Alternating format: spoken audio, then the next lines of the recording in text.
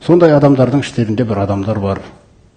Олар сұраған кезде, Раббысынан дұға тілеген кезде, Раббымыз бізге осы дүниеде берші деп сұрайды дейді. Не берілу керек екендігі анықталмайды дұғада. Әйтеуір көңілге ұнайтын нәрсе. Оларға береміз дейді осы дүниеде сұрағандарын. Алайда ақыретте оларға ешқандай үлес, сауап, нәсіп болмайды дейді. Сондай-ақ ол адамдардың іштерінде былай тілейтіндері бар деп дұғаның жөнін көрсетеді. Роббана атина фид дуния хасана. Раббымыз бізге бұл дүниеде жақсылық берші. Яғни әрбір маған келген нәрсе істің соңында сенің разылығына бөлейтіндей болып келсінші бұл нәрсе.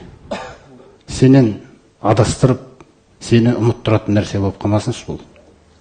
Мысалы біздің біреуіміз бір жерден бір асхана ашсақ, сосын сол асхана Алла тағаланы еске алудан, Алла тағаланың алдындағы міндеттеріңізден, туысқандық байланыстарыңыздан, тағы да басқа көптеген Алла тағала бұйырған нәрселерден алаңдатып алып кетсе, онда ол асхана күллі сол беріп отқан табысымен жақсылық емес.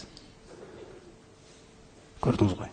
Сондықтан адам өзіне бір мансап ұсынып жатса да, ол сынақ келген. Адасып кетпей үшін бұны қалай игерем мен?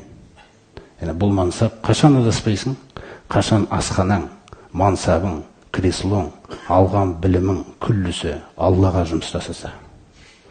Адалдық принципіне жұмыс жасаса да, сол кезде ол хасана болады. Яғни бізге дүниеде жақсылық берші.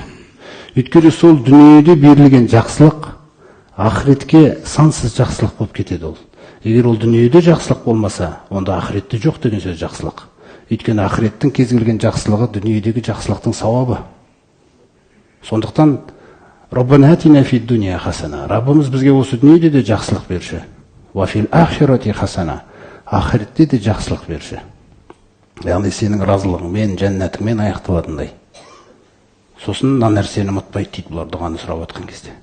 Яғни дүниедегі жақсылық бере көр, ақыретте жақсылық бере көр дейді. Ва қина азабан нар дейді.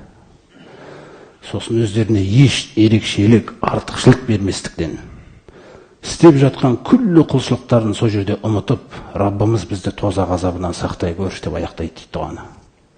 Тозақтан қорқады дейді бұлар. Өзінің салиқалы амалдарымен де алданамайды. Бізді тозақ азабынан сақташы деп аяқтайды дейді.